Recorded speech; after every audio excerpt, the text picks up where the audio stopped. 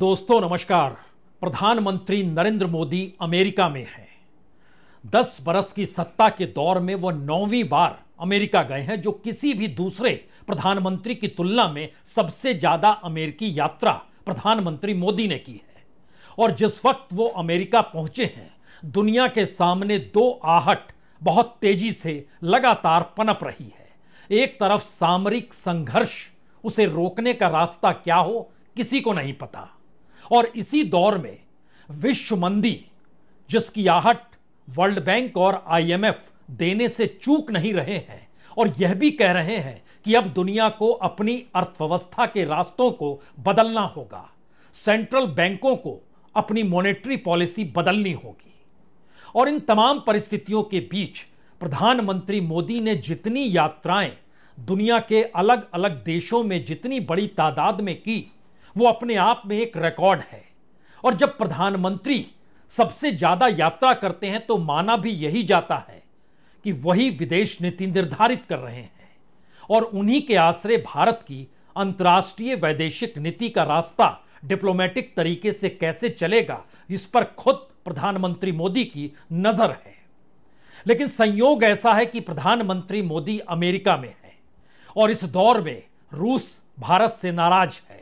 Iran भी भारत को निशाने पर लेने से चूक नहीं रहा है। एक हत्या के मामले में अमेरिका ने भी भारत को नोटिस थमा रखा है। इसीलिए प्रधानमंत्री मोदी के सलाहकार या नेशनल सिक्योरिटी एडवाइजर डोभाल इस बार साथ में अमेरिका गए नहीं है। इसी दौर में व्यापक परिवर्तन भारत के इर्द गिर्द हुआ है। बांग्लादेश में सत्ता पलट गई, अब वो भारत के अनुकूल नहीं है। याद कीजिए, इससे पहले मालदीव में जब चुनाव हुआ था तो वहां के प्रधानमंत्री तभी चुनकर आए जब उन्होंने भारत के विरोध का रुख खुले तौर पर अपना लिया। और आज की तारीख में श्रीलंका में भी जो वोटिंग हुई, उस वोटिंग के बाद जो रिजल्ट आ रहा है, उसमें वो शख्स चुनाव जीत रहा है जो चीन के करीब है और खुले तौर पर भारत का विरोध करता है। यहां तक कह रहा है वो शख्स कि अगर सत्ता में आए तो अडानी के साथ जो प्रोजेक्ट की डील हुई है उसे रद्द कर देंगे। और इस सामरिक परिस्थितियों के बीच में भारत का कोई पड़ोसी आपको भारत के साथ डिप्लोमेटिक तरीके से करीब आता हुआ दिखाई देगा नहीं। उसको लेकर आप नेपाल का ही जिक्र क्यों ना कर लीजिए। भूटान की परिस्थितियों में भी चीन ने अपनी घेराबंदी जरूर की है। यानी राष्ट्रीय अंतर्राष्ट्रीय तौर पर विदेश नीति को लेकर इतने सवाल इस दौर में उठ चुके हैं, जहां पर सबसे बड़ा सवाल यह भी रहा कि जब रूस और यूक्रेन का युद्ध शुरू हुआ, उस समय भारत ने खुले तौर पर देश का हित साधने के लिए रूस का साथ दिया। व्यापारिक रिश्ते बनाए नहीं, बल्कि कई कदम आगे बढ़कर साथ हो चले। तेल जितनी बड़ी तादाद में रूस से लाया गया, स्थिति यह हो गई कि एक वक्त सिर्फ 1% तेल ही भारत रूस से आयात करता था, जो बढ़ते बढ़ते 35% तक पहुंच गया। इन्हीं दबाव की परिस्थिति में प्रधानमंत्री मोदी को यूक्रेन भी जाना पड़ा और कहा गया कि वो अमेरिका का दबाव था। और इन्हीं परिस्थितियों में चीन के साथ वो खड़ा है या नहीं खड़ा है। एक तरफ ब्रिक्स है, दूसरी तरफ रूस और अमेरिका के टकराव के बीच चीन रूस के साथ है, भारत भी रूस के साथ है। इन्हीं परिस्थितियों में इजराइल और फिलिस्तीन या हमास के संघर्ष के मद्देनजर भारत के भीतर से भी अंतर्विरोध की आवाज लगातार आती हुई सुनाई देने लगी। यूनाइटेड नेशन के भीतर इजराइल के सवाल पर भारत ने खामोशी बरती, वोटिंग के तौर पर वह बायकॉट कर गया या वहां पर मौजूद नहीं रहा गया। और इन्हीं परिस्थितियों के भीतर आज अमेरिका में भारत के प्रधानमंत्री की मौजूदगी अब यह खुले तौर पर कहने से चूक नहीं रही है कि हम किसी के साथ नहीं है। यह मसला युद्ध के संदर्भ को लेकर है। हमें लगता है कि आज की तारीख में भारत की विदेश नीति के मद्देनजर प्रधानमंत्री मोदी के उस विजन पर चर्चा जरूर करनी चाहिए जो आने वाले वक्त की आहट, सामरिक संघर्ष और ग्लोबल डिप्रेशन को लेकर लगातार दे रहा है। इस दौर में अमेरिका के भीतर की आर्थिक हालात भी अच्छे नहीं हैं। यूरोप के भी आर्थिक हालात अच्छे नहीं हैं। डेवलपिंग कंट्रीज में भारत की विकास दर को आईएमएफ लगातार बढ़ा चढ़ा के दिखा भी रहा है, क्योंकि इस दौर में भारत के अनऑर्गेनाइज सेक्टर की ग्रोथ या उसका डाटा कोई मौजूद नहीं है। लेकिन आइए एक एक करके आज उन परिस्थितियों को पलटने की जरूरत है कि मौजूदा वक्त में प्रधानमंत्री मोदी की विदेश नीति बाजीगरी करते करते कहीं फंस तो नहीं गई।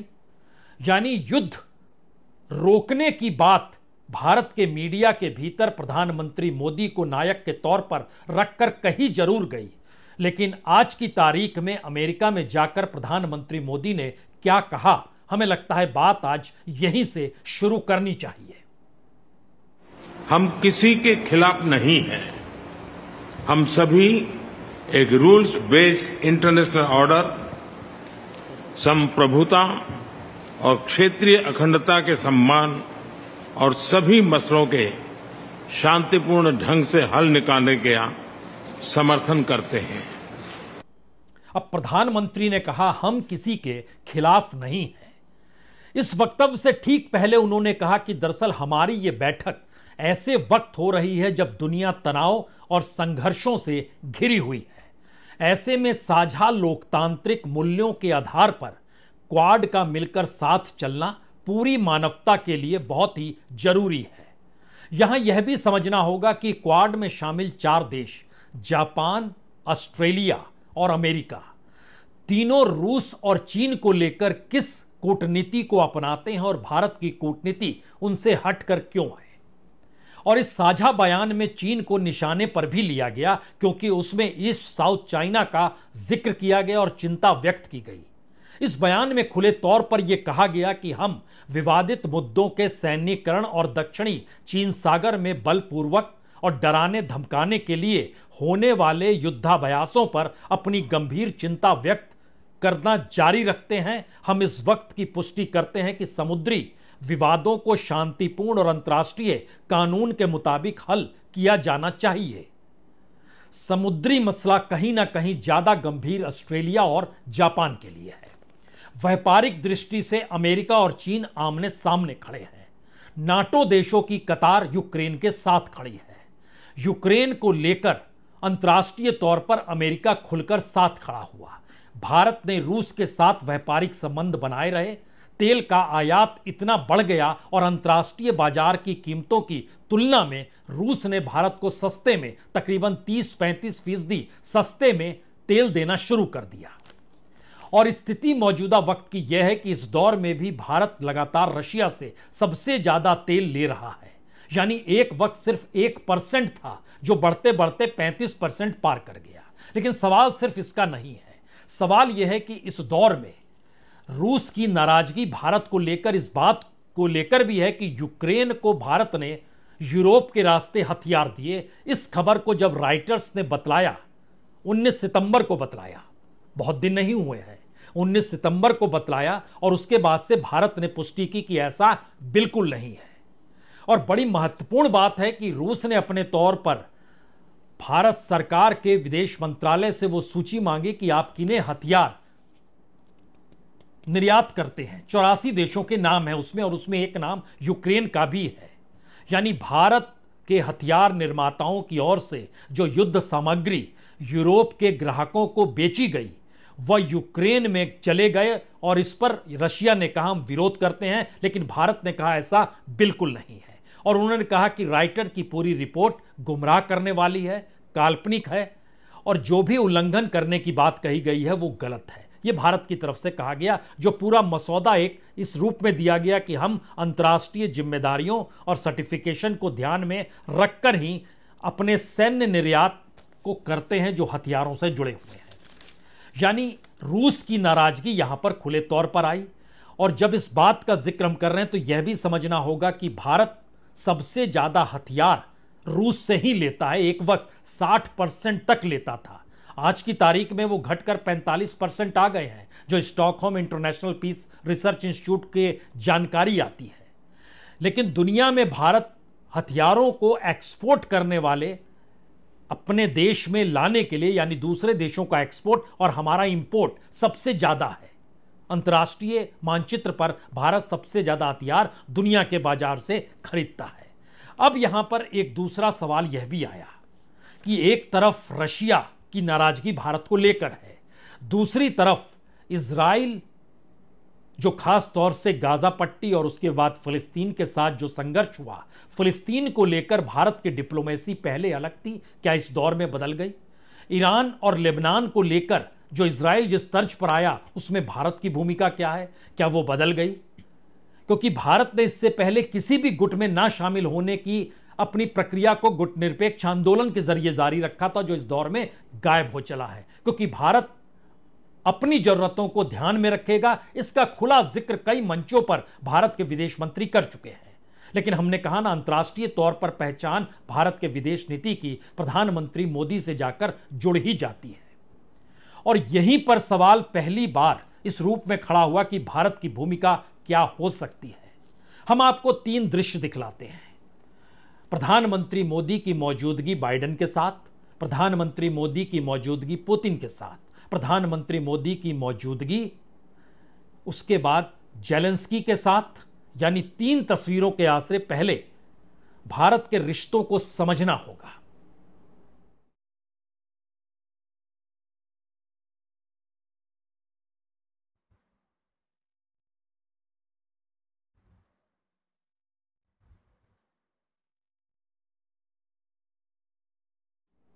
दरअसल ये 3 तस्वीरें इसलिए दिखाने की जरूरत पड़ी क्योंकि भारत की डिप्लोमेसी, भारत की फॉरेन पॉलिसी दूसरे देशों की तुलना से बिल्कुल अलग है और इस दौर में पूर्व के प्रधानमंत्रियों से भी अलग है।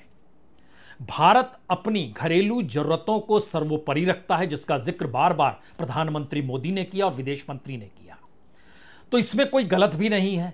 लेकिन सवाल यह है कि किसी एक देश के भीतर भी भारत की डिप्लोमेसी 2 रास्ते पकड़ सकती है और अंतर्राष्ट्रीय मंच पर क्या अमेरिका जैसा देश इस बात को नहीं समझेगा?